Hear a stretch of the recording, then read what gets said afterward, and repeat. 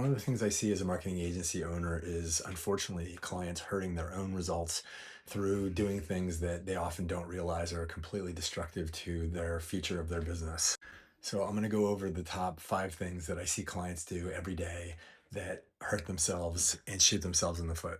Number one is micromanaging an agency's efforts.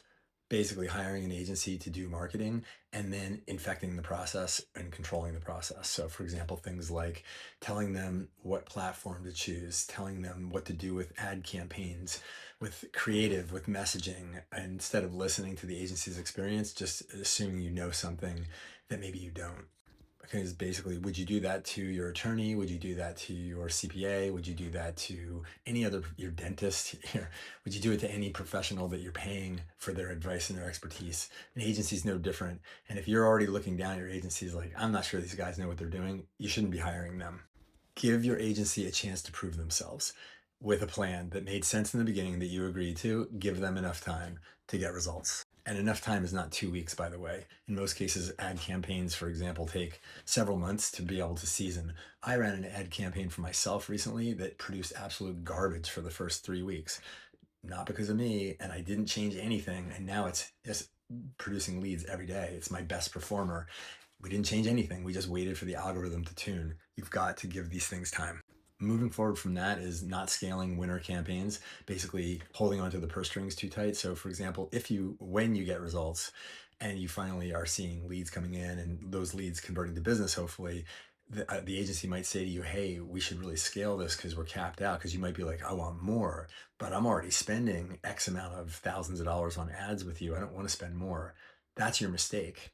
When you get an ember going, you have to throw gas on the fire. You have to scale to get more leads. So if you hold back and say, nope, that's it, I'm drawing a line in the sand, I'm not spending any more money, you just curtailed your own ability to scale and get more leads.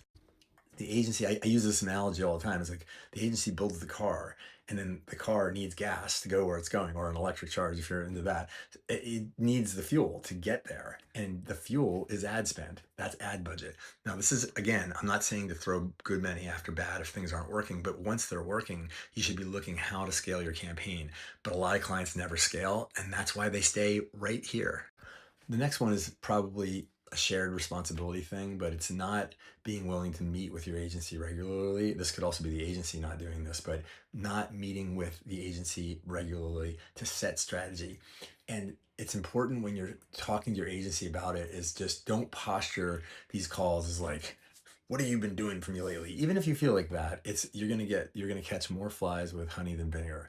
I'd highly recommend that you say, hey, I want to collaborate, make sure we're all on the same page here. That's something I do when I have fractional CMO engagements with clients, is to make sure I come in, make sure everybody's on the same page. But as a vendor, as an agency, they should be initiating that, but you should also be wanting to do that as well and reach out in a cooperative spirit just to say, hey, what can be fine tuning? What can I provide you that I'm not providing you? Things like that. So again, shared responsibility thing, but you're part 50% of it as a client.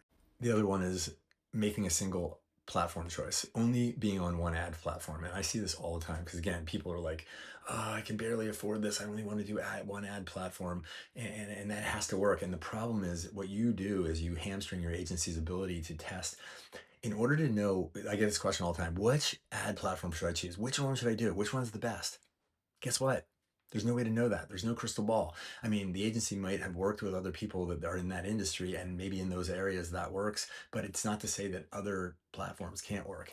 And so ultimately, the clients who really win are the ones who run multiple campaigns on multiple ad platforms and see which one, and play them against each other, see which ones are performing the best, getting the best cost, lowest cost per lead, the best types of leads that convert. Because it's not just about how many leads you get, it's about like, how do those leads convert? Do they feel right? Because I would take 3 quality leads in a month from a platform that was producing like super high quality and conversions into clients that I want, versus 10 leads that are like kind of garbagey. And it's like, you look at them and say, oh, I want 10 leads. No, not if those leads are not really good. And those are the kind of changes you see between platforms. You have to try multiple platforms over time to really know this, and most people never do. It's basically putting all your eggs in one basket. Never a good idea. This one might sound a little woo, but it's having a negative mindset about the whole thing.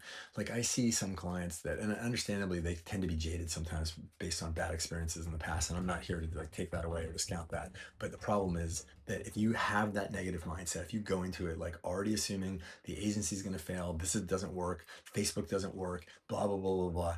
There is something about that that just sets a tone that you basically get what you're expecting. It's a weird thing. It's stay hopeful, demand competency, demand efficiency, demand, not demand, but, expect that over time you're going to get results because you deserve results. You need to get results in order to stick with this, but keep an open mind. The last one is taking your eyes off the whole project. Sometimes clients, they just check out. They're just like, well, okay, I'm going to just bet it all on black and leave it and then going to go check out. And this is a little bit of a corollary to the previous theorem about not meeting regularly, but I think it's just a checked out mindset, not paying attention to anything and not caring about something that's so critical to your own business. There's a lot more, but I think that's five. That might have been more than five, but those are the ones that I see most commonly where clients get in their own way. And I have to tell you that when I see the client relationships that work, it's not about the marketing. It's not just about the technical aspects, the advertising, the ad campaign, the platform, the ads, the creative. Yes, those things are important, but I see that the successful relationships that I have and we have as an agency are with the clients that are like they appreciate good work. They do all the things I've talked about in this video, and there's just a good like they're a good client to work with and they're ready for success. And in those ways, because you might think you're ready for success, but you might not be acting like you're actually ready for success. And that's the difference.